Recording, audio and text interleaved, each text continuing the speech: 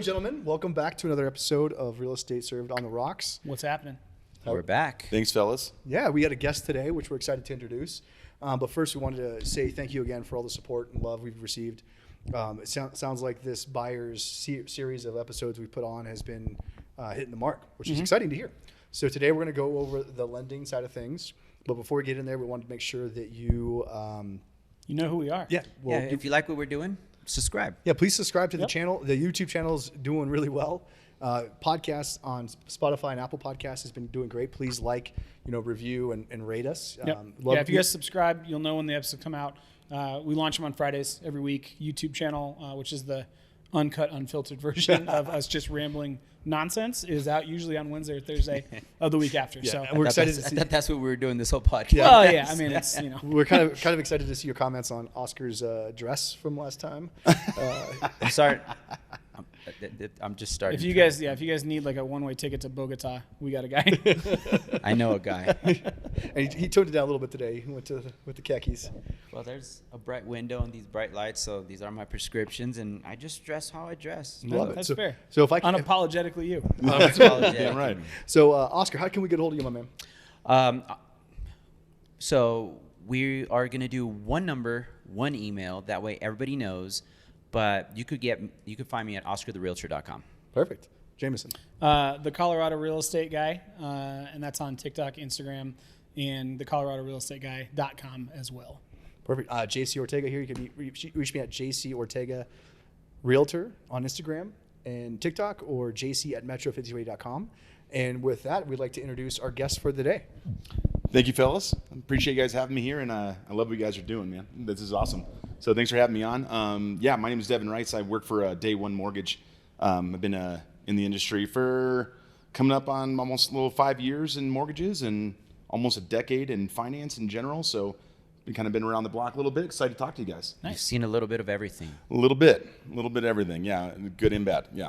That's awesome, man. Well, we can't wait to get into what you got to tell us today. I think a lot of the scary things when it comes to finances, people get a little concerned about what they may see, but we want to make sure that that's demystified today and they can understand how easy it is. 100%. Yeah, that's a big topic right now, as everybody's kind of freaking out for good reasons, right? So it's kind of making it easier, and then people understanding the industry and really just how the process works, and it's not as daunting as a lot of people make it to be. Yeah, there's options out there. Oh, Don't sell 100%. yourself short. Oh, yeah. It's Explore way your more options. simple. Yeah. All right. Well, then with that, we'd like to go ahead and kick off the introduction on our beverage of the day. Jameson, you want to go ahead and kick this one off? Oh, we drink whiskey here? Oh, yeah. Oh, yeah. Well, you bourbon, guys- whiskey. do you but guys want today, Do you guys yes. want some? Yes. Do you guys want some? I feel like All we've right, already cool. gone through half of it. And It's a rye. Yeah. So was this bottle full when we started? It was brand new. We can't disclose Listen, so it's called quality control. I already We did. wanted to make sure every time we come, we give you guys quality, right? And this one we had to make sure that it was tasted a couple of times. So if you guys are good with it, we'll go ahead and introduce it. So we actually have Smoke Wagon, and today it's going to be the malted straight rye whiskey. So if you guys can see that. I'm going to pour some for myself here in a second because I'll start pouring. these guys are a little bit ahead of me. But basically, it is it's a rye whiskey. So the mash bill on this one is 51% rye and then 49% malted. Yeah, filled it. It's a little bit higher proof, so it's about 116 proof, which easy math, about 58% alcohol by volume. So it should hit a little bit harder than just your standard single barrel. Probably similar a little bit to the McKenna 10-year that we had last week. We should be seeing some bold black pepper. It does say unapologetically bold, very similar to Oscar's dress. So I'm excited for that. I'm not saying sorry. And it's cask strength, right? I think they call it fit now. I got to call it. So Is it fit? It's Oscar's It's fit? Yeah. Is that what the kids are saying? Yeah, I don't know. Those kids are probably Still not not listening to this apologizing. podcast, but so it is cask strength, which is a little bit different. Basically, whatever the alcohol content is in the barrel, when they go ahead and distill it, it stays the same. So they don't water it down, and they purposely make it a little bit higher, a little bit hotter. It's going to have a little bit more fire as it goes in, and then little hints of vanilla, cinnamon, smoke, and again, unapologetic black pepper flavor as well. Yeah, it's a newer bottle out from Smoke Wagon out of Las Vegas. You should be able to find this on the shelf relatively easy in the next couple months, as it's going to be one that they want to everyday push. kind of drinker. Yep. But it's kind of cool. This is the first one we've had, which is a rye, not a bourbon. So Yep. I'm excited. Oscar's about already starting. Yeah, he's already we'll going go ahead after and it, cheers, yeah. Cheers, gentlemen. Cheers now. Oh, I forgot to cheers. Sorry. Yeah. Cheers. Cheers. So your initial thoughts again. It doesn't have as much initial burn or bite as I would expect for a higher alcohol content. What's the proof on this one? 116. 116. 116. Yeah, you laid it on fire, right? It has a very sweet, All right. I don't know, call it boutique or bouquet. It's like wine. I don't Yeah. know. We do have a bourbon expert in the house. I don't want to look stupid. What was the qualifier last week? Was herbaceous? Herbaceous. Herbaceous. No, I get the cinnamon for sure. Yeah. A little bit of the smoke. I do get the black pepper. So sweet. Good flower. Smells real good. Really good. Devin, it's your first time on the show. What do you think, man? I think it's really well. Smoke Wagon's like my favorite whiskey in general, bourbon. I guess I should say, but I've never had any of the malt mash. Yeah. No, I never had that before. It's still really good. I don't think they really have anything bad. It's a bit smoky, but it's not overpowering. which Yeah. I like the smoke though. I like the smoke. Yeah. That's all I I can mean, say. I guess we do this every week. Oscar, how do you feel about it in an old fashioned? I have not made an old fashioned with this. This is the first time drinking this, so He's I'm slacking, guys. excited He's to make an slacking. old fashioned He's slacking. out of this. Where's the sugar? Throw it in there. No, Some just nice give me brown simple sugar, syrup, some mushroom bitters, cherries, Why is it always brown orange sugar? zest. right? Well, Fine. look at him. Yeah, that's true.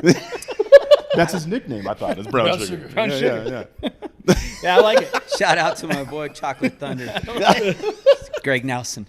I like it. Yeah. So if you guys are following at home, like I said, you can start to find this on the shelves. And as always, as you guys are listening now, watching next week, if you guys have actually had this and have your own reviews, let us know. We'll review it at the end on our rock takeaways as always. But And if you make an old fashioned out of it, you got to tell me no. Tell me Yeah. now to do it or not. yeah, he's gonna do it anyway. I'm so gonna do it anyway. It's fine. But otherwise, yeah. And as always, if you guys got suggestions, as you can see in the shop behind us, we got some choices. But let us know what you guys would like us to try and taste. And if you guys are listening at home, chilling out, join us. Otherwise, we'll kick it back over to JC and get us started. Very good, guy. I love this whiskey right now. It's fantastic. Oh, it's So, good. Great. So as we continue to sip and enjoy this, we want to go ahead and deep dive into the lending process. What I would say is when I got started in the industry and when I bought my first house, like we closed on our first house, I still didn't understand what the hell we were doing.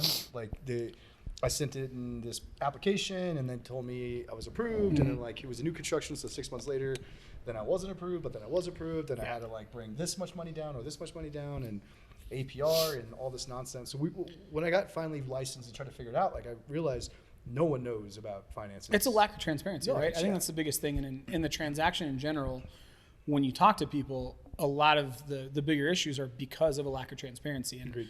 our goal is with Devin here to kind of, like JC said, I thought you put it brilliantly. We want to demystify the process for you guys. And we want to make sure you understand going in, what am I signing? What are the different definitions? What should I look out for?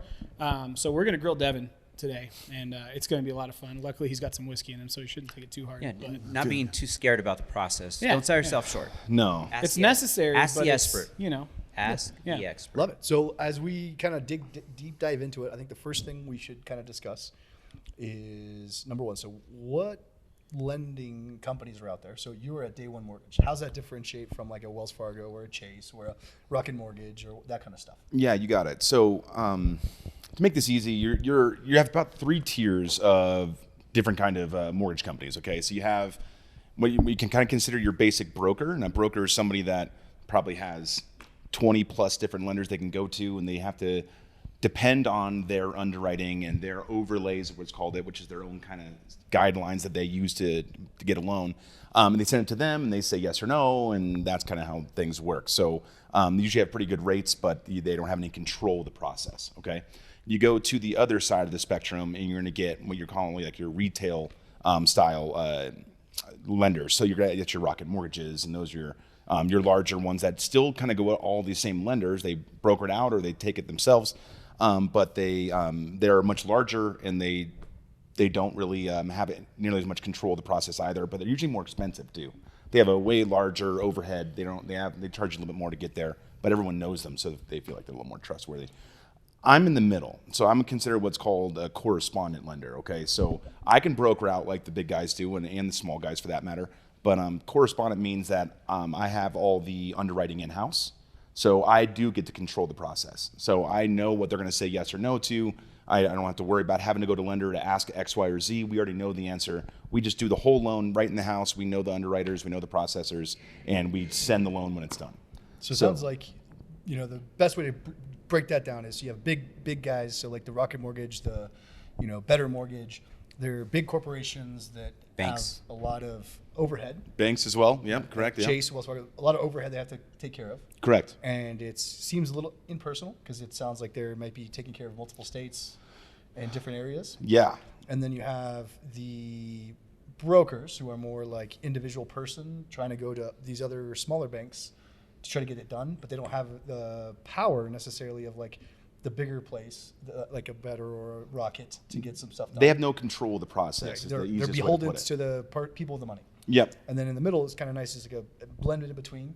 So you have all the same resources as the big people, Right. but the flexibility to move quickly like the small people, but you're more personal and, know the market intimately. Correct. You're And the that's one of Goldilocks of lenders. Is essentially what we're Yeah, doing yeah, here. kind of Are in you the a middle there. service- I'm the just right, is what we like to say there. Yes. But yeah, no. So I think the biggest advantage is that when somebody's out shopping for a house or doing whatever, you come to someone like me. I can get you pretty quickly turned over. You know me personally. I'm local. Somebody you can come talk to in person if you'd like to.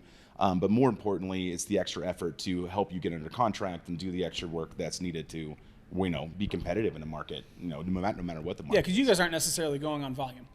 No, well, Right? no. In the sense of like, a Schmuckich Mortgage is trying to Schmuckich churn Mortgage. out as much as possible. We have guys that are salary, and we're Yes, here to exactly. run as much volume as Right. possible. Does Day One service? Do they service the loan? We have options for servicing. Yes. Yeah. Yes, we That's do. Yeah. huge. And I Yeah. think that's a good, because I want to get back to that later, Oscar, so bookmark that, and if you guys are watching. But I do want to get back to the difference there. So last week, we kind of went through the step-by-step process as far as what a buyer will go through for purchasing a home, right? And we did the high-level overview. So we say all the time that the number one most important step is pre-approval. Yep. So can you just kind of walk us through that first step and what a buyer should expect in a couple different forms, right? Number one, the difference between being pre-approved and pre-qualified. Beautiful. And then another big one as far as what you guys are looking for and what buyers can get prepared going into that step so it's as smooth as possible. Yeah, for sure. So the difference between a pre-approval and pre-qualification is just limited by the difference of paperwork or no paperwork, right? So whenever I get an application in, someone goes and puts in all their stuff, we talk, we fill in the gaps. A pre-qualification just means I'm going to go off of what you told me already, and I'm going to spit out, based on what you said, this is what you can get, right? But you can't go put an offer in for on a house for something like that. So when you go for a full pre-approval, that's going to be more something that's based on, hey, I have the solid evidence, I can prove this, I can pitch this to a bank, I can show that this is qualifiable, and I'm comfortable with you going and putting in an offer. So it's the difference between an offer and not an offer. And does that go in front of an underwriter? It can't. Yeah, most of the time it does. So anytime I would ever do a pre-approval, I would never not have an actual approval, an official approval in hand. So it's pre-underwritten. Yeah. So And now that's pretty solid at that point. correct. Now you have two different levels of underwriting, right? You have automated underwriters. That's I just submitted it to a system. They spit back a yes or a no. Or I ask to go to fully underwritten to a person to read through the entire file and say yes or no.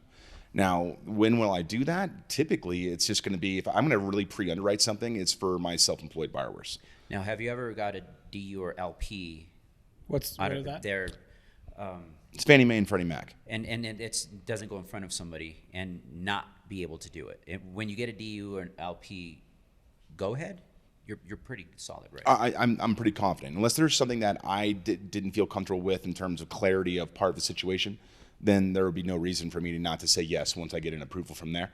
Again, the only time I really care about having an underwriter have to look at it is only when it's complicated. Special circumstance. Oh yeah, I own 3 businesses. I own 5 houses that are rentals. Some are short-term income. Some It's just not typical situation. yeah. And then I want you to make sure you agree with what I'm saying. But for the most part, you do it long enough. Yeah. The sounds like pre-qualification, fill up an application, all the information you put in is not necessarily verified. It's just that what they submitted, and it's like, cool, based on what you said, we're good. But a pre-approval, you actually documented everything they said. So you said you made this much money, we checked.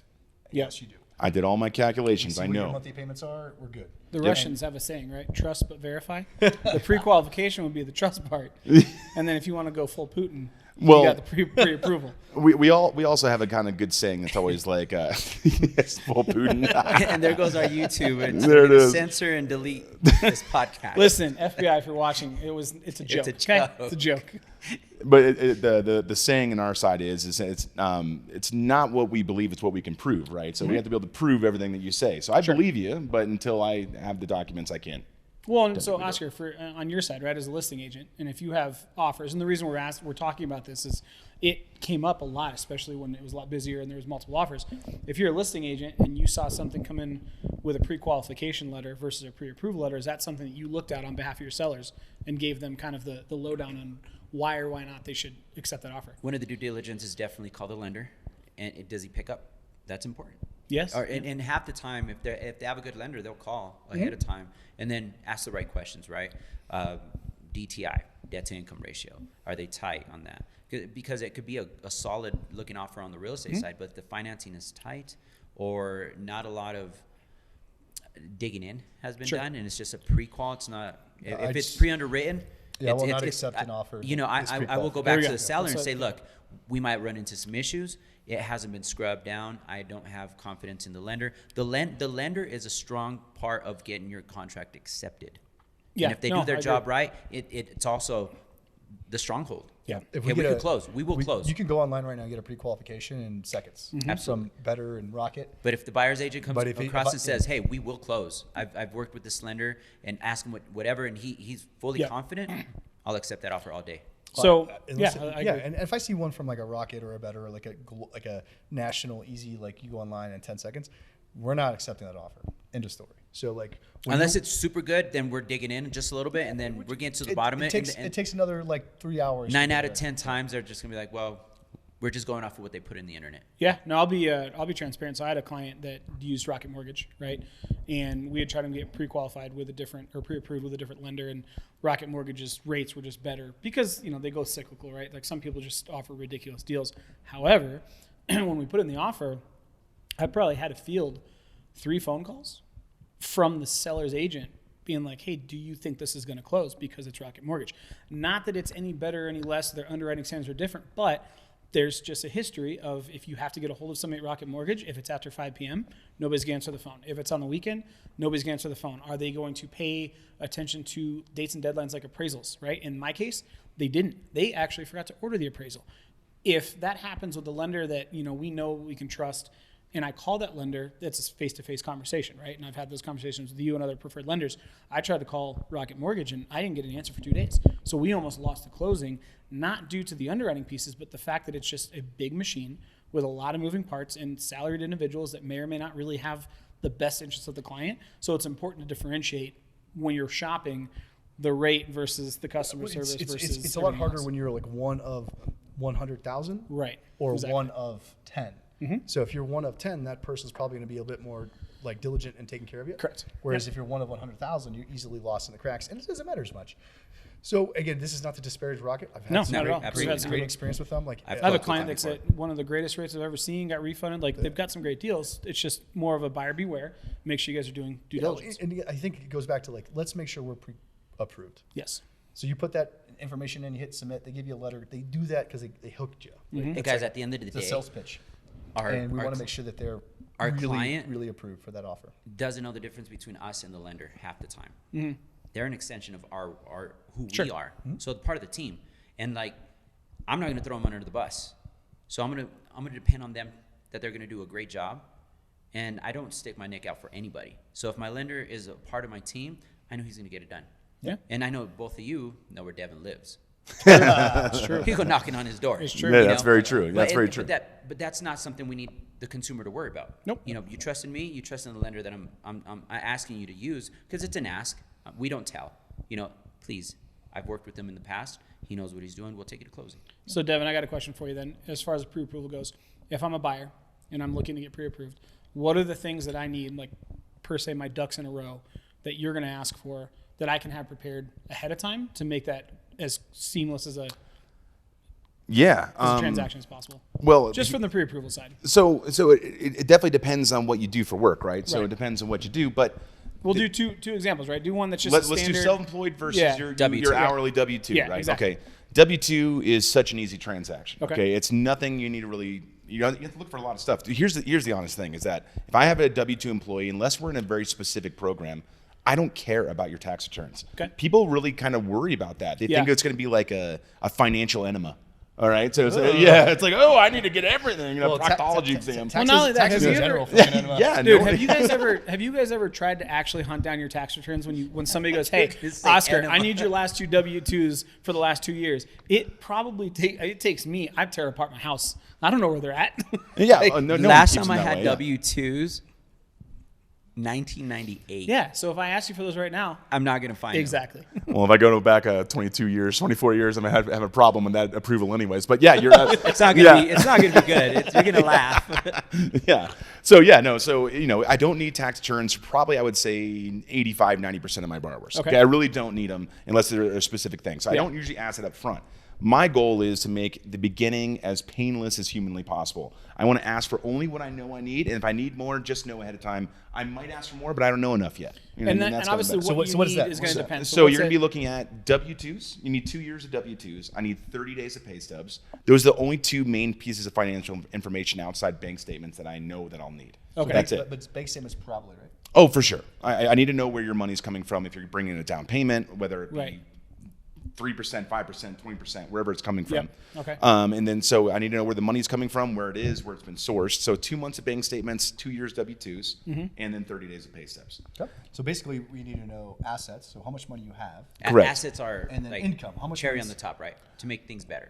Well, Also down yes. payment. Well, it's mainly down payment. Mm-hmm. A cherry on the top would be considered what's called reserves. The 401ks. Yeah, correct. Stuff Anything like that backs up, hey, I have more money than what I'm showing in this bank account to make me look better to a bank. Because Okay. it's a story, guys. It's a story It you're is. telling to someone that doesn't know you. That's what credit report comes in. I've been paying this X amount of years on time, and then here's my income, and here are my assets. Correct. So what money's coming in to pay my monthly payment? Where's my down payment coming from? And yes, I have reserves in the bank in case something bad happens. The bank is making a decision on whether or not you can repay or not. It's ability to repay. And that's the whole way that the mortgage is given out. So Perfect. your credit report and your assets and everything that we So just talked typically, like, let's say I get you my last 2 months bank statements, my last 2 pay stubs, my last 2 years W-2s. How quickly can you get me like a pre-approval? 24 hours. Or if it's W-2, it's usually under 24 hours. Yeah. to be honest. 24 Call hours. 24 max. hours. Yeah, yeah. So But depending on... it's not that long, right?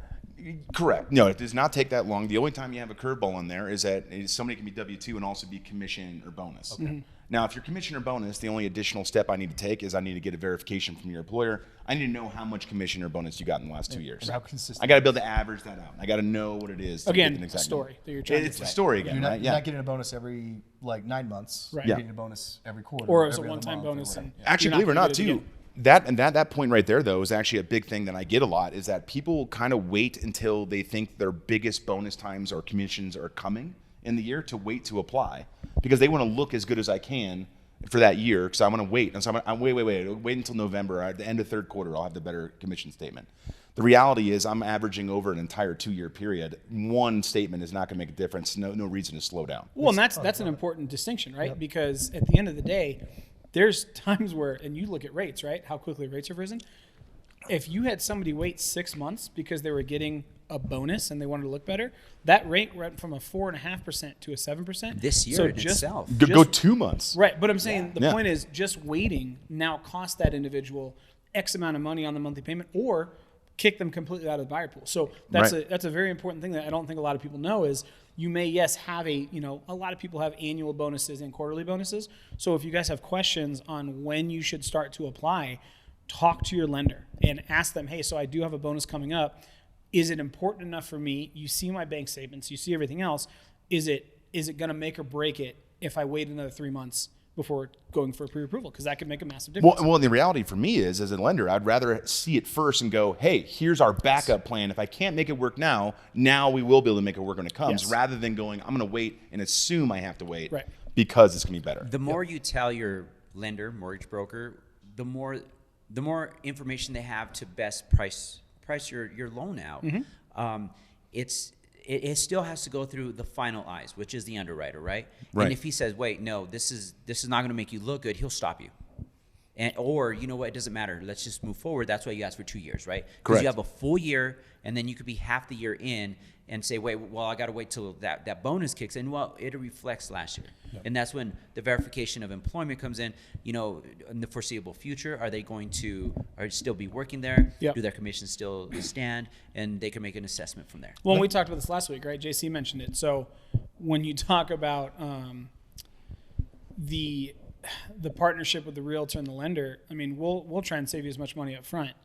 The lender's what's going to save you guys the money over the 30 years of the loan. Yeah. So being in communication and as open, honest, and transparent with somebody like Devin as early in the process as you can is only going to help you guys save more money in the long run, really. So and don't be afraid. It's not scary. He doesn't bite. Upfront and long term. Right. Well, and that's a big differentiator. Excuse me. We're at the point of this Oh boy! I've been Wagon reaching has my glass kicked way in. more often than you guys. We are have, now that's for making sure. up words. Yeah, we are now. Differentiator is that that people in kind of my position in my kind of company, we're not as transactional. In other words, I'm not here to pop you through the system and spit you out on the other side. Yeah, you're not a cashier. No. We're not here for that. We're here to actually get a wealth plan together. And let me teach you how to use this. Are you going to come back and buy an investment property? Let's teach you about that. Let's make you build wealth, and we grow together. So if this is your first house, I want your first house, but I want your next 4 houses after that. Yeah. You know what I mean? Like, that's what I'm here for. So the more you trust me and understand, I know your situation, Agreed. the better off everyone's going to be in the long run. This is where I found that, like, where who you work with matters. Yes. Because 100%. if you're in a, like, churn and burn kind of situation, if you don't fit the perfect mold that's like, 80% of the customers will close with this profile, they tend to move on because of the pace of the market, and they want to get to the next one. Or if you get the right partner in the finance side who can be creative, who can see things that others can't see, like with different programs, or hey, if you do this here, you do that here. If we plan accordingly, we can get you here, here, here. That's what helps me as a realtor, because at the end of the day, our goal is to get you into your next place. And if I don't have a partner on the other end who can be creative and come up with solutions that we didn't think of, then I can't do my job either. Unless you have cash, if we don't have financing, we don't have a deal. Well, and I look at it like I'm leading buyers through essentially a minefield. Yeah.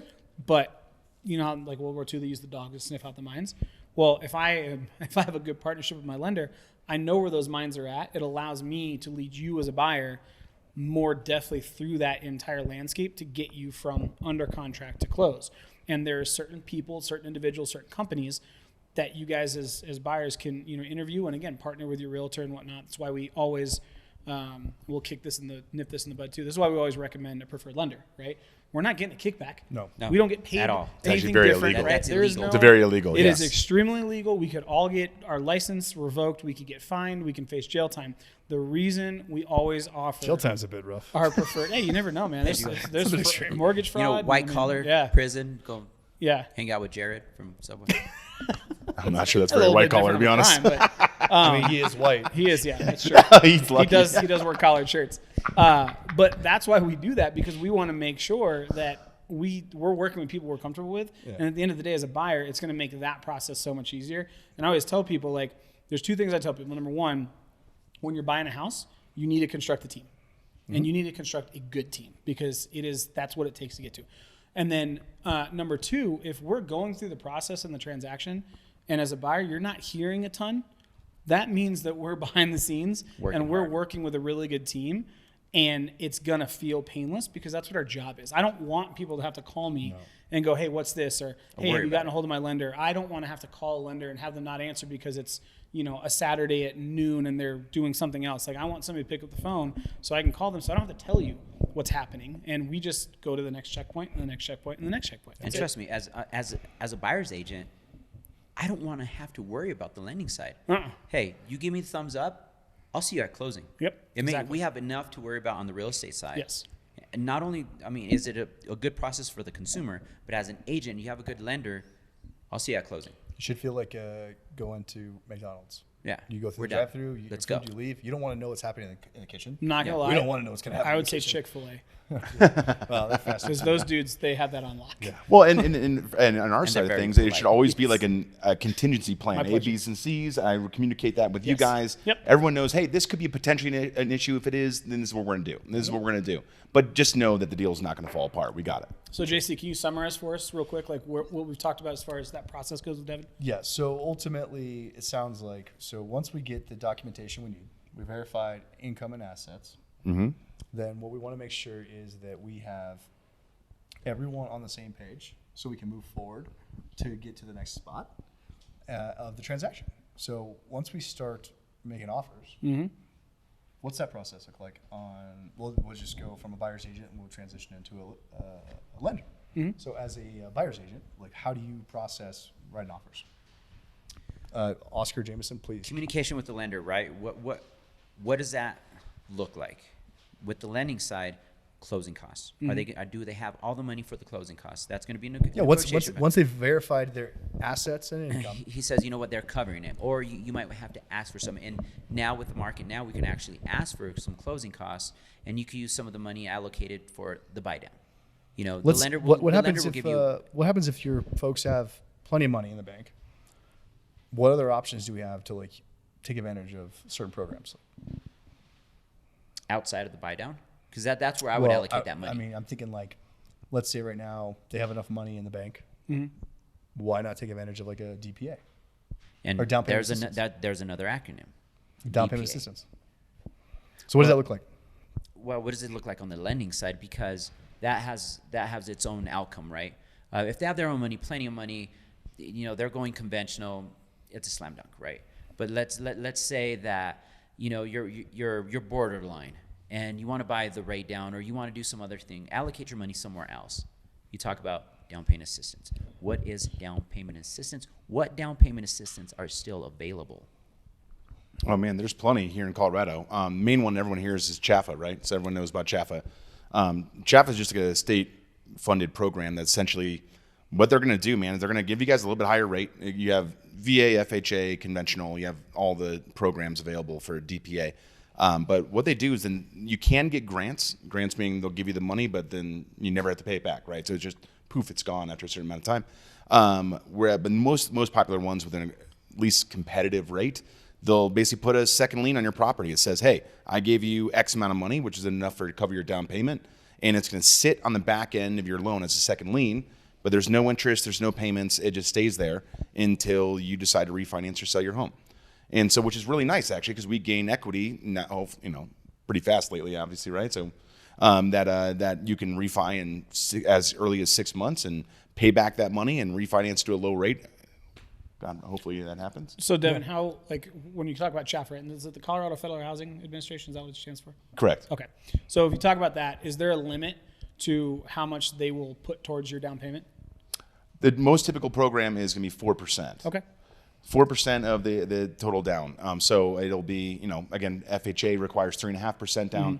Conventional, depending on income, is about 3% down. But either way, they'll give you about 4% of that, and that 4% is what's going to sit in the back end of your loan. And are the underwriting standards and whatnot a little bit different than doing conventional or a regular FHA? Yeah, they're a little more stringent. Okay. You have to bring $1,000 to the table. That's the biggest requirement. Of your own money. Of your own money. You have to have it in your bank account. You made it from your job. It has to be inside your bank account, $1,000. So you're telling me I can go buy a house for $1,000 $1,000 of my own money? I literally had, I don't know, 4 in the last 6 months that had the minimum $1,000 down, bought a house.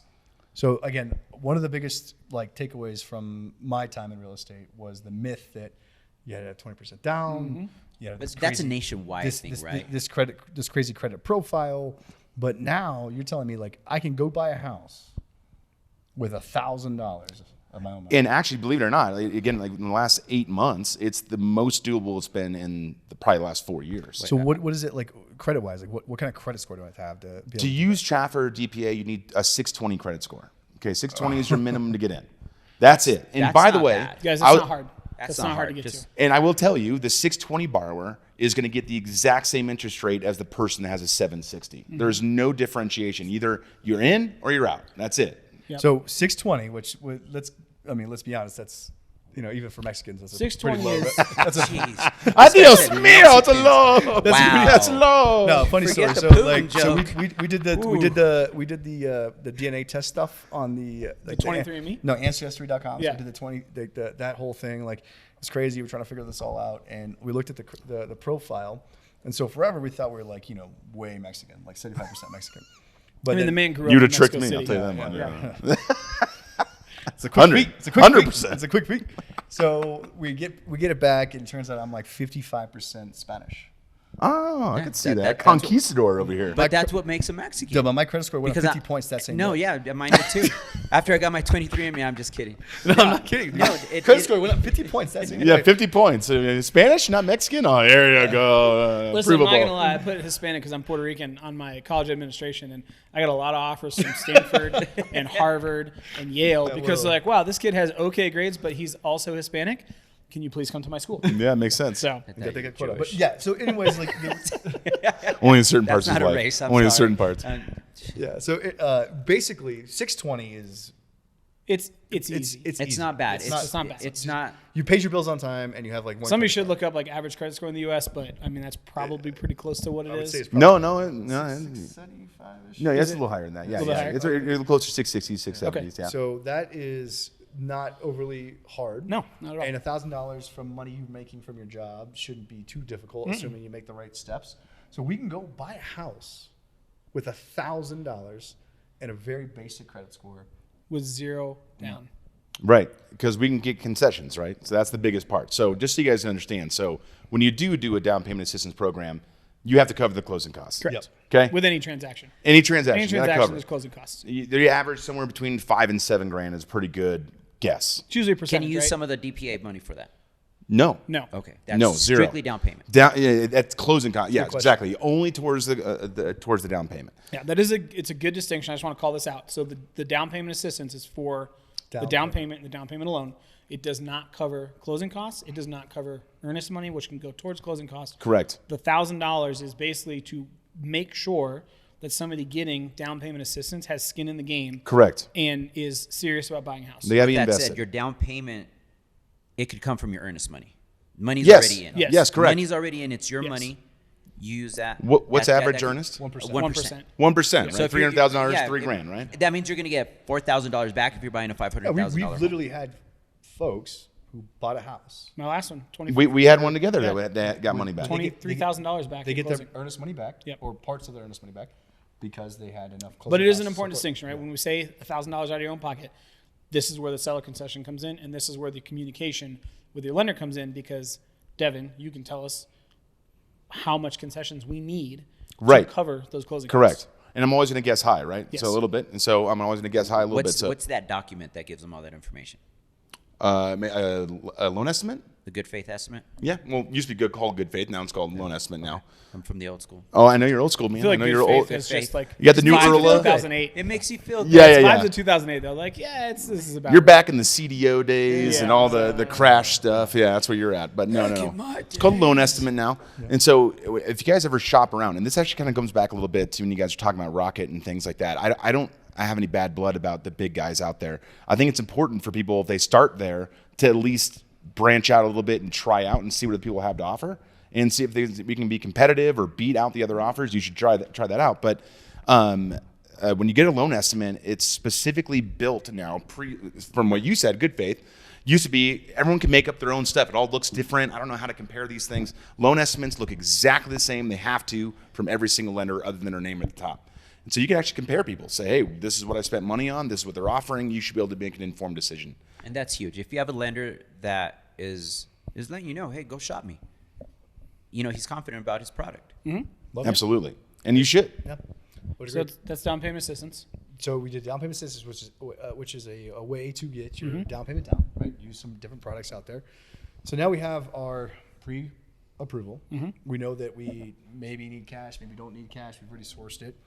So then we wrote our offer based on what the lender has explained to us. So what do you do after we write the offer? Like what do you like? What to goes do? behind the scenes? I'm going to be on the phone with that listing agent within 5 minutes. Like as soon as you guys tell me that you're putting in an offer, I want the number of that person. I'm going to call them immediately. What kind of message do you want to deliver there? I'm selling the shit out of your loan, to be honest with you. Yeah. So that's what I'm doing. Then, but no, to be like transparent though, you know what I mean? Like I want them to know, hey, here's potential issues, here's any potential issue with the house itself or whatever it might be with the program. But for the most part, it's like, especially if you guys are a solid loan, it's the fact that they can take this offer and it might as well be cash. Yeah, and I'll say from a listing agent perspective, because I've been mainly a listing agent over the last 3-4 years-ish. When a lender calls me and says, like, here's the deal, like, this thing's done, like, it's closing, that matters to me. Like, I don't want to deal with a loan that's not going to close. I don't want to deal with a lender who's not willing to put their reputation and their name on the line. Local lenders who only deal in this marketplace for the most part, if they fuck up once, guess how many offers I'll accept from that lender again? None.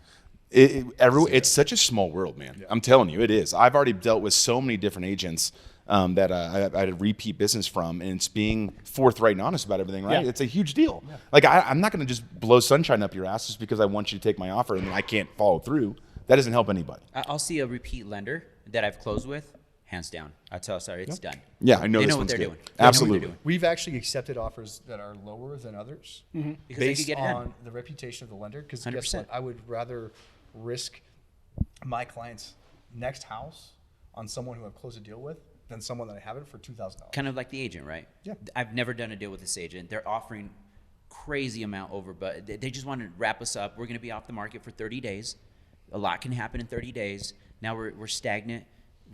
It's just going to go downhill. Or, hey, I've done a few transactions with this agent. They're going to get it done. And guess what? Their lender, they closed every time. Yep. They're 10 for 10. Well, it's the old retail adage, right? We always said, like, one bad review. If you have somebody that has a bad experience, they tell on average 10 people.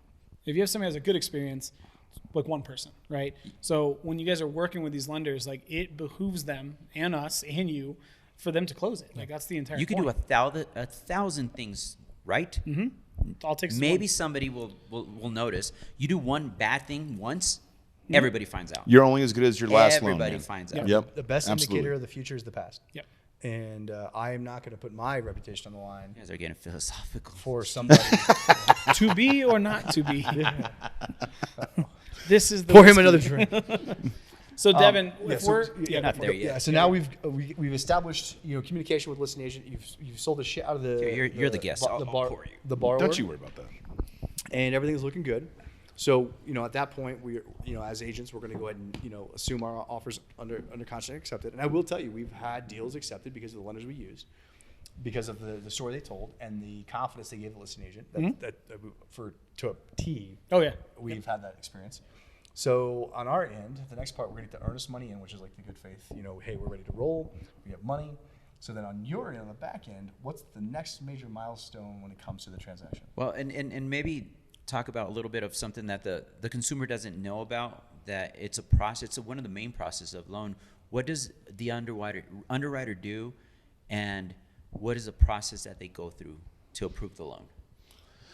Well, okay, so we have a couple different steps in this, right? So as soon as you get under contract, the loan's going into, you're working with a direct processor, right? So they're going to go through, they're going to confirm everything that I've already done, and then the loan goes into underwriting. When the underwriter looks through, if you have a good lender, the underwriter is just telling you what you already know. Like I already know what they're going to say. I already know what guidelines they're going to go off of, yada, yada.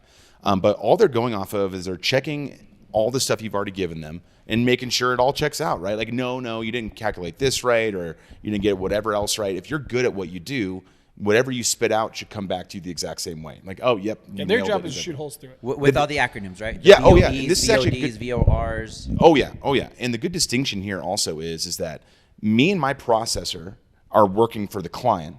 The underwriter is working for the lender. 100%. Okay, I so like that. I like we're that. not on the same side. Okay, we're fighting the underwriter, and they're pushing back, trying to find any hole that we built in this story. So the more I know, the more I can build up to fight the underwriter. Essentially, they're kind of the villain of the story in a way. But realistically, especially when you do ones like me, when I'm a correspondent lender, I go to Christmas parties with my underwriter. I know the underwriter, so we can have these back and forth that make more sense to explain things. When we're going to a big company, they're just going to go, no, I don't see the way you're You looking work at for the this. same company, but you do a different task. Yes, You're for the consumer. correct. I underwriter's fight for for the the bank. client. Yes, correct. Yeah. So you're collecting all the docs. You got the contract. You send it to the underwriter, trying to prove the case we made originally. Hey, Right. This is the property. This is the thing we want to buy. Yep. Here's the financial backing behind it. Yep. Here's the appraisal. Here's everything. So walk through so I think that for us the next big thing that we worry about on the lending side is the 3 appraisal. letters we want to hear. The appraisal. So As is. No, CTC. The CT. Oh yeah. Oh, I love So those clear letters. to- Clear But to yeah, close. But we'll get there in a minute. I jumped the gun. Jumping ahead. I got excited. Oscar's like, underwriting? Cool. Let's go to the closing. Yeah, table. Let's go close yeah, it. let's close this Let's bad boy. get these people in the house. So appraisal. How does that work for you guys? Well, we ordered the appraisal. Well, you have the inspection first. You guys get the inspection. Just so you guys know, inspection doesn't mean anything to me. Right. Exactly. It means nothing. I don't care. You guys get it because it's best for the consumer. But once the inspection and the objection is done, that's when I usually order. Do you ever ask for those? No, The never. objection or the resolution? No. You guys got to tell me that you're over it. Okay, That's cool. it. I That's don't perfect. want to hear I love anything. it. I think the only time would be if we're getting concessions via the Yeah, oh, right. If Right, you're adding because, more, then yeah, you're just if changing there's the contract. a dollar amount on the yeah, inspection objection, That then just changes the contract. just change the contract. Gives financially advantageous. We'll take care of that. Yeah, exactly worry right. I really don't want to be part of it because the reality is I don't want to hear about the problem on the the roof. appraiser is it? Do they work for you or? No, absolutely not. No, so it's actually illegal for them to work for us. We can't have any financial games of who we use for an appraiser. So the appraiser is always ordered through a third party. Can't be directly affiliated with the company that they're working for. Has to be a third party. And so they're, depending on the area, you might get the same person multiple times because there's only a few of them, but we can't pick them technically. They go out, they appraise the property, they find all the comps, they do everything they have to find out is the property worth. And this is actually a good distinction too. When an appraiser is trying to find the value of a property, if they're trying to do a purchase versus a refinance are two different numbers, right? So I'm doing a purchase. Is it worth what they're buying it for? Versus a refi is what is it worth just in general, according to all the other comps? It's two different numbers. People get it all the time. It's the same, it's the exact same amount I'm getting in a contract for. Well, then that means it was worth what you're buying it for. That's all they're saying. Yep. But anyway, so they come back. The biggest things when it comes to appraisal in my mind is the number, obviously, but lately hasn't been that problem. It's more, is there any conditions in the property that, depending on your loan program, can change whether or not you need to have, the seller has to fix something. This is a bigger problem lately. You have houses that are appreciating so much in value that you have a $400,000 house that 2 years ago was $275,000, and that the actual condition of that property is pretty rough. The appraisers come back and say, you got to fix X, Y, and Z before I'll even give you a value. And if the seller's not willing to do that, then you have no deal. Like And some programs are more stringent than others. yeah, you have FHA, for example. Well, any government, right? So HUD-backed ones or any kind of FHA, VA, USDA. Those are all going to be much more stringent. Health and safety, you have a lot more things about them. Whereas conventional is your least stringent of all of them, which is why a lot of sellers would rather take a conventional loan over any other government-backed loan because it's just simpler. Potentially could be less stringent. Less headaches. Yeah, correct. But that doesn't detour from FHA being a solid loan. No, they're It's a amazing solid loans. loan. No, they're absolutely. That's one of the things that drives me nuts. It's a lot of conversations I have with listing agents. Actually, is going to the people talking about FHA or VA loans, and I don't know. I have a conventional sitting here. I'm like, you know how much easier it is for me to get this loan through outside the appraisal than a conventional loan. Right. Like this is money in your pocket. The other thing on the real estate side is those guidelines are not secret. No. No. The FHA and VA. So We know them up front. yeah, we can find that out. It's basic, right? Like we're talking, the house was built before 1978. Lead-based paint. Well, tile's cracked. We get to replace the tile. 1968, asbestos. I mean, this is all stuff that agents should know. I mean, we can- every time I take a listing, how big do you want your buyer pool? Because Right. your exterior of the house has some chip and paint, FHA is not going to like this. Right. That's conversations I have with my sellers. Yeah. And How that's big do you important want now. your buyer pool? That's important now as our demand has gone down, right? If you're going out 100%. and you want to list your house, like before, you could be picky. Oh, you can do Let's whatever you be want. honest, you could. Yeah. Now you can't. So we talk about it all the time. What are ways we can do to expand a buyer pool? Having an agent, a realtor, being able to tell you, hey, here's the things we need to fix to make sure that FHA and VA are going to come in with no issue. And now all of a sudden, I have, by 2/3 expanded my buyer pool. 30% more Your, buyers. your A lot reach more. is, your reach is Yep. bigger. Exactly. bigger. So Yep. So you get the appraisal ordered. They come in. They give you a report. it's all good. We're ready to roll. No issues. Yep. Now is it CTC? Well, by the time I get an appraisal No, back, I Oscar. should be through underwriting by that point. Okay, so when I get through underwriting, the underwriter's going to come back and they'll ask for the last set of conditions to be able to close the loan. Now, what are conditions? So conditions are anything additional they want to see in terms of documentation from the borrower. So I'm going to go back. I'm going to give it hey, Mr. Client, congratulations, you're approved. However, I need to get X, Y, or Z for the underwriter to feel warm and cozy to be able to go ahead and give us the final clear to close on this.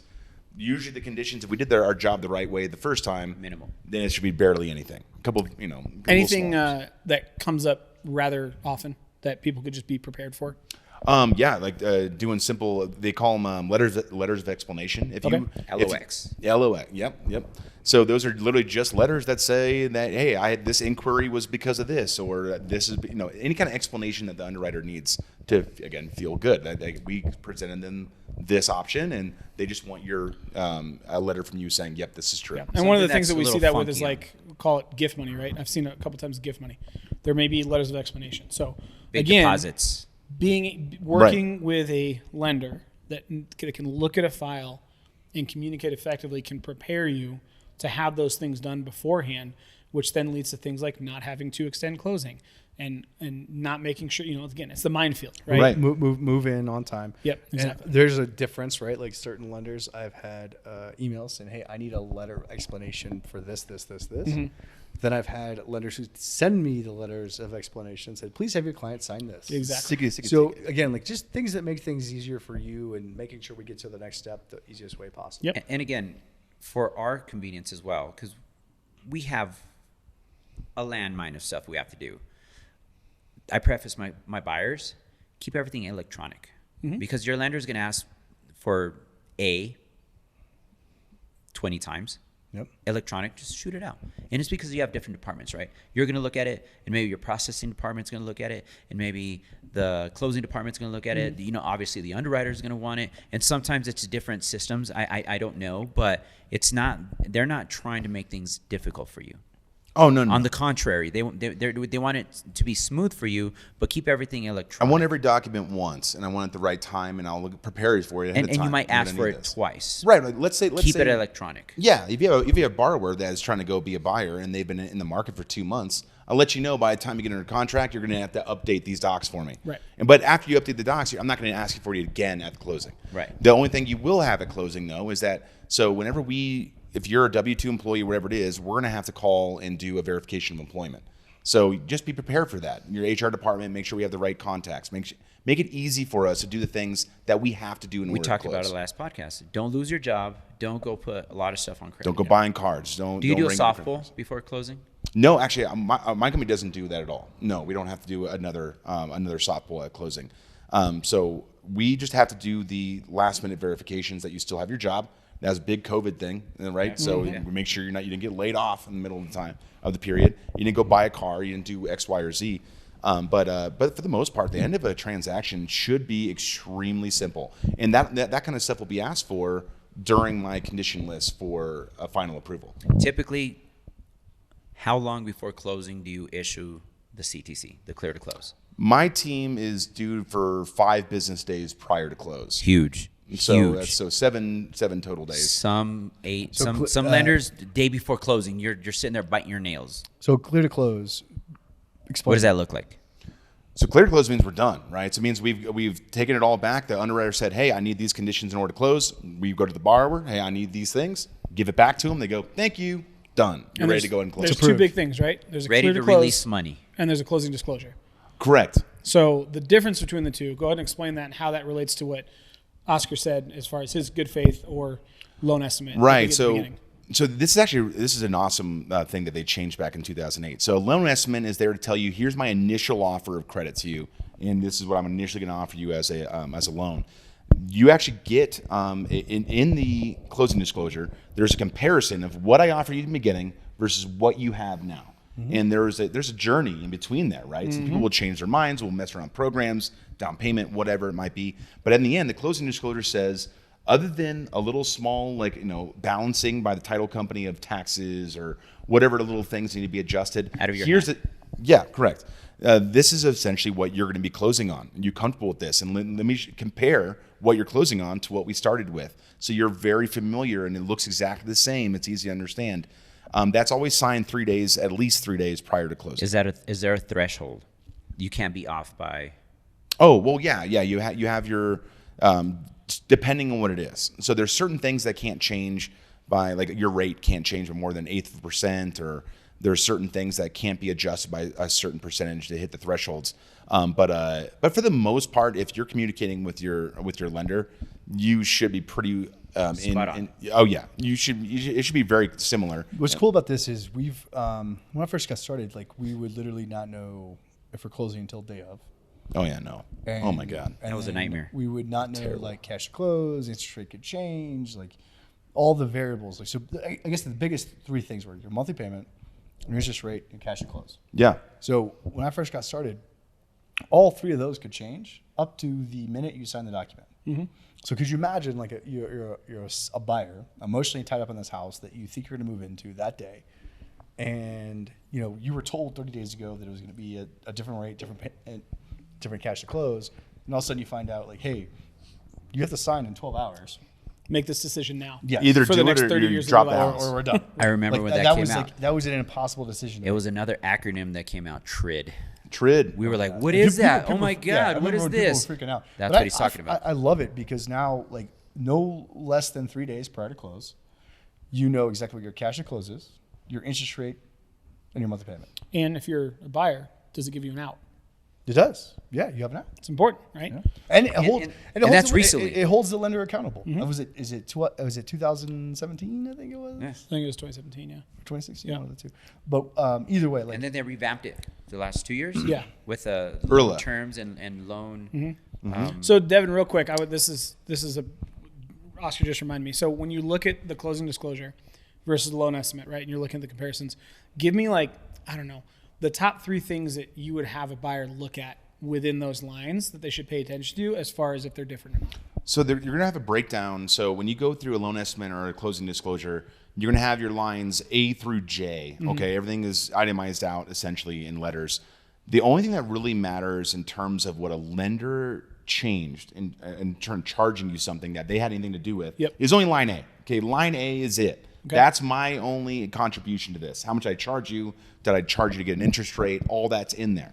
Everything else is all either third-party costs or it's other things. So the biggest thing that I see change most often is, hey, when I first gave you a loan estimate, I didn't realize that you went shopping for insurance, like your guys' last podcast. You went shopping for insurance, and maybe it's less expensive or more expensive than we were estimating, or your HOAs are need to collect for more of this, or whatever it might have changed. But for the most part, the bulk of the loan should be the same. And the big thing I was going to bring up too is that the process of locking a loan and trusting the person to lock you at the right time and give you the right expertise of when to do that, especially in a rising rate market, to try to catch it at the right time is a big deal as well. But is it locked and what's your rate? What are the terms of locking now? What do you typically lock in? You mean like the actual rate? Right. Oh man, so we actually had a couple green days last week and whatever, but we're still floating in the high 6s, low 7s right now. But what's the term? 60-day lock, 90-day lock? Oh. The actual lock term. So we're usually talking 30-day locks. 30-day locks. Yeah. Because the actual closing time for a lender, anyone who can't hit a 30-day close isn't worth their weight on the market right now, especially with being slow. Have you ever locked prior to just to save the rate? Oh, sure. Absolutely. But here's the thing, though, is that I can't lock a rate without an address. Okay. You So can't do a TBD lock. No, you can do lock-in shops. Okay. So lock-in shops. It's going to cost a little bit more though. It's going to cost a little bit more, a little more closing lock-in costs. shops means like the rate is favorable today. So this happened roughly 4 weeks ago. Rates dropped down to like mid 5s, low 5s. You could literally lock the rate at like a low 5 and keep shopping. However, it would cost you a little some until you found. I'll give you an example of somebody I actually Some. did this with. Little Yeah. thumb, That's thumb. technical real estate terms. Yes. Some. So somebody at the time, Line S, something. SS, Yeah. line SS. No. So the people had a 5875 is what we ended up locking at. Well, it was the market, excuse me. They locked at a 6125. So they had to take a quarter point higher than what the market was in order to do the lock and shop. Gave them 90 days to shop. Okay, so in that 90-day period, and they had to pay a little bit extra, a quarter point in closing costs on top of the quarter point. But if they had not done that, we didn't close until over 60 days later, the rate would have been up almost to 6.875. So they saved themselves 0.75% of interest rate, but it only cost them a quarter. Does that mean, or it cost them a full point? Yeah. A full point Full difference. point, actually. Full Well, point, but it only cost them a quarter. And that's an important distinction now versus recent history, right? Because, and I'm not going to go off on a massive tangent, but it is something to consider, especially when you're talking about relationships with lenders. We had a period where the Fed was artificially holding rates. Correct. And in the relation to what we just talked about, Devin saying, hey, I want to make sure that we lock the rate at the right time, we really didn't have to worry about that a ton as the rates were artificially held. Before that, rates were going up in relation to inflation, which was also predictable. There was no Fed rate hikes every month and so on and so forth. That has changed now, right? Since we've stopped keeping them low. Interest rates have continued to go up as inflation's gone up, and then the Fed has come in, and now it's a third party that's also saying, hey, we're gonna do this, and it affects the bond market. The reason I say that is because over the last maybe 4 years, something like trusting a lender to lock your rate at the right time wasn't really a concern in buyers' minds. Inconsequential. Right? It was inconsequential. Actually, it was the opposite because they were actually worried that you locked them too soon Exactly. and it would go And it would down. drop. Right. Oh, I missed it. No, So- now it's like, no, dude. Right, and we have seen, and I mean, we talk to our lenders on a daily basis, right? So we look at the charts and we see it's choppy. Looks like a heartbeat. It's insane, man. It's absolutely insane. So working with somebody like Devin, who is able to, his interest is to lock you guys' loan at the right point to save you as much money as possible is more important. It's paramount now versus the last 3, 4, 5 years where a lot of people, that bought house 5, 6 years ago are now looking again. It's something that doesn't come up a ton because you don't see it's on the back end, but it's very important. And it has the opportunity to save you a ton of money if it gets locked at the right time, if your lender's on top of it all the time. So just something to say. Yeah, absolutely. Yep. Well, and especially with the condition of the market right now, and like you were saying with inflation, Yeah. is that, again, there's predictable economic things that are going to happen here in the next probably 6 to 12 months. Mm-hmm. And so we don't have the crystal ball, right? So we don't know exactly how things are going to work out. And especially with the tumultuous, international stuff going on. But if things stay the same and nothing crazy happens and China goes into Taiwan or something nuts like that, I don't want to bring that up too. Huh? But if those kind of things don't I don't have You a guys metaphor want for this that. podcast to end, don't you? Get the foolproof out. Get the foolproof out. Bring it. None of that stuff happens. Technically, we should be seeing relief in interest rates in the next 6 to 12 months for sure. They will go down with inflation. It's just it's a normal thing. Yeah. So everybody buying a house now with a low demand is just going to get into a higher rate. You got to deal with it for 6 to 12 months, and then I'll get you right back out of that. And then you're going to be back, and now you have the house and the rate. Like we've already talked about in previous podcasts, like, yes, the rate can be higher today. However, we have programs that can make your payment livable for at least 3 years, if not more, with ARMs, that gives you the opportunity to refinance. And then guess what? The whole thing never happened. You bought a house low when the market was low, and a year from now, when we think that where we think things will sell for, you're going to actually like have the equity up. Like there's a lot of opportunity in the marketplace. So the biggest thing here that I feel like we're all saying and we're passionate about. Whiskey. I'm sorry. Oh yeah. What podcast are we on? Malted rye whiskey is Jay-Z 51% rye. is that 49% mash. the partner you work with malted. matters, Absolutely, 100%. and there is not so much to be scared about financial wise when you're buying a house. Like there's so many opportunities to buy a house that we got to make sure that you should be exploring it. Yeah. I worry so much about the folks who are signing that lease on an apartment for $2,500 a month, or signing that lease for a house for $3,600 a month because they're like, oh my gosh, interest rates are too high. And I'm like, well, yeah, but like you're renting a house for $3,600 a month, which is the going rate for a standard house in Casper right now. An apartment. It's actually more expensive than the mortgage rate right now for some of them. two bedroom, 2 bath. And they go hand in hand. Yeah. Rates are going to go up, but guess what? So are rents. Yeah. Investors, I mean, they're being investigated at this point. But if I know that people are going to buy a higher rate, rents are going to go up. Yeah. And they typically go hand in hand. And we just get nervous about like buying a house with rates high and how much money it costs to get it. We want to make sure you understand, like, you don't need a ton of money, and there's ways to make rates figure it out. And you don't need the credit score of, you know, 770. Don't sell Right. yourself short. Talk You to don't a need professional. 20% down. You don't have to have sterling No. credit. Nope. You don't have to. We can get creative and make it make sense yes. for whatever your personal situation is.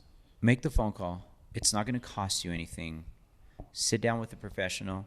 Start with a realtor or a lender, because we go hand in hand, and let them know your situation. They'll Yeah, it's assess Thanksgiving. It. You can Please, forward. please, please do not start with your Uncle Tom over dinner. Okay, just don't. I'll talk to him. I feel like We'll you, talk to Uncle Tom. Everybody I feel is like an you have a expert. family member that Once Yeah, you or start Dick the- or Jane or And- Samantha. One couple Once- drinks in so Uncle once- Tom, and let's once you talk start about this finance. process- I think Everybody's it's an expert. on Uncle Tom's note. Yes. we should transition into our Takeaways. Takeaways, yeah. So let's start with the whiskey. Okay. So what is your rock rating, Oscar? Old fashioned. It's old fashioned. It's not an old fashioned. A rock rating, I liked it. I mean, it's just such a different flavor profile, the rye from just your typical bourbon. This one had a sweeter front end, and then it just lingered into a slightly hot, peppery finish. I'd give it a solid. I want to go 2.5 rocks. 2.5 Ooh. rocks. What'd you rate McKenna last week? I think it was 2. Yeah. Solid 2. Yeah. Two. Yeah. What's the scale here? 1 to what? 1 It's to 10. 1 to 10. 1 to 10 rocks. But- 1 being the best. What- one yeah. being So the the best. You get all right, all right. yep. All right, Yeah, if we ever do Jameson. garbage, maybe we'll do 10. But so We far, should put a 10 on there. You know what I mean? Like, we should bring it to 10. Yeah, this Jack. is, it's Jack funny. Bonner. So this and the McKenna to me were pretty similar. The flavor profile is a little bit different on this in the sense that it's a little bit smokier and higher ABV. So, oh man, I could sip it. ABV like for beer. Oh, we've been. I think sipping. his ABV is for beer, but Alcohol by volume. you just don't worry about it. You guys want to look at the bottom? No, we're not looking at Okay, cool. Because I'm pretty sure it says. Well, it alcohol says by- 3 rocks on it. No, you're thinking ABUs. 58.6%. IBUs, International Bitter Units. Yeah, that's IPAs. Yeah, that's different. All right, That's now beer. we're getting SOSs and LOLs. Oh my god. All right. More acronyms. The whiskey's I'm done. definitely taking hold at this. is. All right, we'll make this short and simple. I'm gonna go 3 rocks, and I don't know if it's my favorite smoke wagon, but it's good. Cup. Oh, for me, Guessed. well, 1 to 10, huh? 1 being the best. Dude, I love Smoke Wagon, and the smokier, the better for me. That's just my taste profile. Yeah. So I'm probably gonna give it a 2 rocker. 2 rockers. I'm a 2 rocker. I think it's very Like good. it. I mean, That's 8 out of 10 I or like a it. 2 out of 10 in your guys' scale. Yep. Like So it. I'm gonna go a little lower on the scale. I'm gonna go with like a 5. Wow. 5. Yeah, my biggest problem with it is, it's preference because I'm not a rye guy really. Yeah. I like rye. It's a little bit more earthy and like kind of peaty, so more like Scottish or Scotch. You're not a good old boy. I think that's the malt. The right? good old boys were 49% drinking whiskey malted and barley. rye. I drove the By the Chevy levy. Levy, and the Levy was rye. Oh, man. okay. You just- Also, it explains Oscar's rating because ryes are notoriously good for old fashions. Yeah. So that actually, yes, that actually my makes favorite sense. old fashioned Yep, is see? Templeton's. I think right? I think it's a very I'm just easy saying. drinker. Yeah. For the proof. Yeah. I prefer something a bit more, probably like vanilla-y Okay. and That's fair. Just girly a little bit, little girly. little less smoky. Yeah. He wants one pinky off the glass. Yeah. He gets fancy. Oh, this is great. And I also want it to burn a bit more. Yeah. I was surprised there wasn't a ton of burn on this one. For No, the it's pretty smooth. Alcohol Yeah. by volume. we need to or bring some proof. Spitfire in. Some profiles of Tired of your acronyms. this whole gunpowder thing. and tobacco leather. Yeah.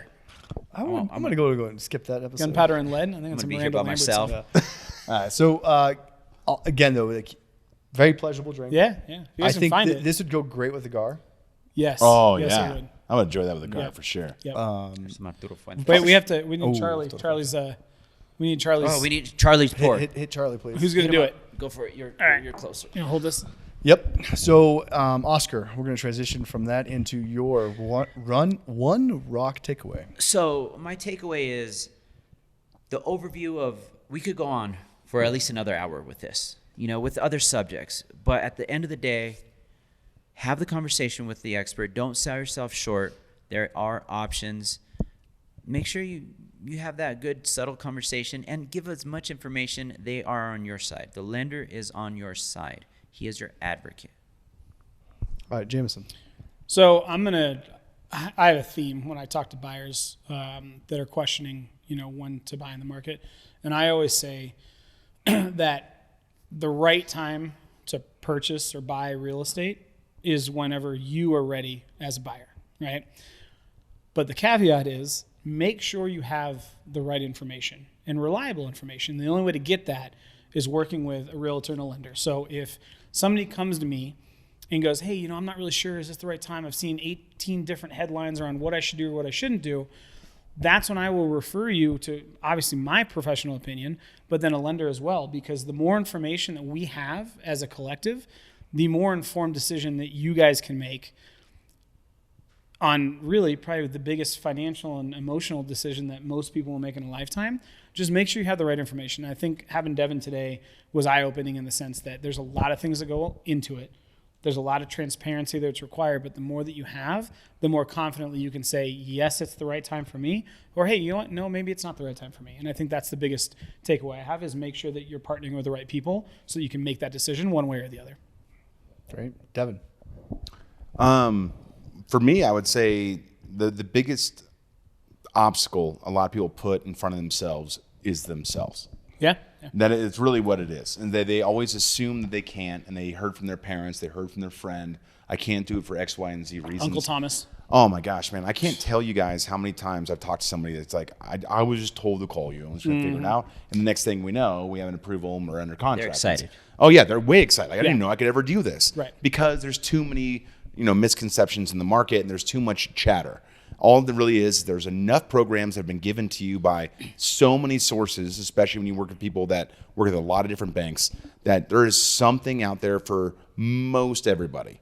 Not to say that everybody, but for most everybody. So just put it out there if you ever thought about it, see what you can do, and what's the worst thing that can happen? No, and then you're right back where you started. Yep. Did change your circumstances. And then Exactly. then we'll help you get there. Yeah. That's the biggest thing. Make We'll put a plan. That is Put a something plan people in don't place. realize as a very, very extra add-on, and this is the Devin and I thing. I'm about to say. We worked with somebody for 12 months 12 months, an entire year. on a plan to get somebody from I literally can't buy a house based on my finances to purchasing and closing on a house a month and a half ago. And that's the beauty of it, is if you work with the right people, if you're not qualified today but you still want to make something happen, work with the lender, work with the realtor. We'll put you on a plan to get you there. So Yeah, that's true. I'm extremely passionate about the lack of information for buyers to buy a house. Again, coming from personal experience, there's no way I can buy a house. I'm like, Joe Schmo, whomever. But credit score qualifications are literally negligible. It's $1,000 cash in your own pocket. So many people who are renting a house right now could have bought a house 3-4 years ago and could be sitting on $100,000 in equity. Saving hundreds a month. Well, Oh yeah, Rent the money. rent money. Yeah, Yeah. for sure. insane. Like, could you imagine? Like, again, I'll go back to the first buyer I've ever had, or second buyer. Open house came through, $300,000 in our house. Moved from California. We got him to a condo that was $150,000. 2 years later, we sold it for $200,000. They took that money, bought a house in Littleton. 2 years later, from that, we sold that for almost $450,000. They bought a $600,000 house in Roxborough Park. We're about to go close on a $1 million property with 40 acres in Elizabeth. Like, that happened because they used Chaffa. They had $1,000 of their own money. They got $500 back. You don't have to be at the savvy closing. consumer. No, like, Let us do and that you for don't know unless you ask. but they Let don't- us do that but for you. Again, builds they're- wealth, man. They're not millionaires. They make decent money. They don't make great money, but they're buying $1 million property because they made smart decisions. Do they make more money now than when you first started with them? Yes, but negligibly. But that's also the natural progression. about to right? say Yeah. within, Yeah, yeah. negligibly. But they're buying $1 million property. They could never have done that if they wouldn't have No bought way. $150. You got to start somewhere. Yeah, $150. So investments are always there if you're open to them when they're available, and you make the decisions at the right time. Yep. So again, guys, I really appreciate all the support and love. This Dude, that is- was eye opening. Thanks you guys for having me, man. Yep, absolutely. So a couple things I want to touch on. Number one, if you guys are watching this, right, make sure you like and subscribe. It's the best way to know when our podcasts come out. Give us some feedback. Let us know what some of the topics that you guys have always had questions about. We're here to be as transparent as possible. And the best way to address it to as many people as possible is through this podcast. So continue to support us. We love it. We really, really appreciate it. But make sure you hit the follow button, the like button, the subscribe button, whatever button with the plus signal on it. Hit it. Hit some buttons. Just hit it. And in the comments, please give us comments on Oscar's fit. Yes. Yeah. Not dress, fit. Yep, the fit. The fit. And then if you guys want to get in touch with Devin specifically, Devin, one more time. So I'm Devin Rice on Facebook. I had Devin Rice Mortgage on Instagram. You guys can always feel free to call me. It's 303-478-7292. Blow his phone up. Blow with me questions. up. Absolutely. D-pics all day. Yes. Different podcast. That's an OnlyFans Different thing. show. We'll see if we go that route. You might have found Pics that. of his fits. You might have found That's what I that meant. golf Fit- ball on the fit golf pics. course. Fit Yep. pics. And as always, so we've got Oscar Ibarra, we've got JC Ortega, myself, Jameson Amaros. If you guys want to get in touch with our team directly, there's two ways. So the phone number for us, 720, I'm going to write 608. 608-9437. So 720-608-9437.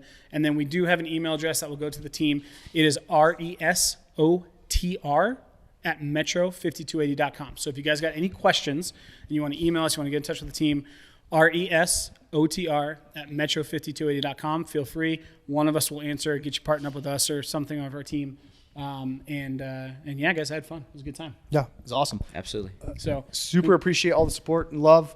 Cheers to next week. We're gonna Till next time. Yeah, we'll continue the series on buyer process. yep. Empty. We are. And Thank as you, fellas, always- very much for having me.